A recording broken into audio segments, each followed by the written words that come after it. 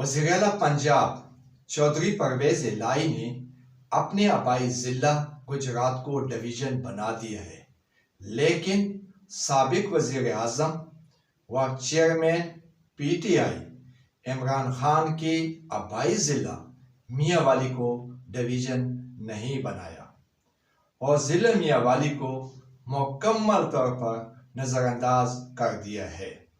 ज़िला मियांवाली को डिवीज़न बनाने के लिए स्पीकर पंजाब असम्बली सरदार सफदेन Khan, MP Ahmad Khan बच्चर, MP Aminullah Khan, MPA Babli Khan, MNA Amjad Khan और साबिक वज़ीर आज़म इमरान खान ने क्या किया है। इन सब ने सालम इंटरचेंज से दाऊद खैल तक मोटरवे बनाने के लिए क्या किया है। ज़िला मियांवाली के यूनियन कौंसल टोला बंगी खैल और यूनियन कौंसल तबी सड़क के 95% पुख्ता रब्ता सड़कों, पीने के साफ पानी समेत तमाम सहूलियात से महरूम हैं। वज़ीर-ए-आला पंजाब चौधरी परवेज इलाही ज़िला मियांवाली को क्यों नज़रअंदाज कर रहे हैं।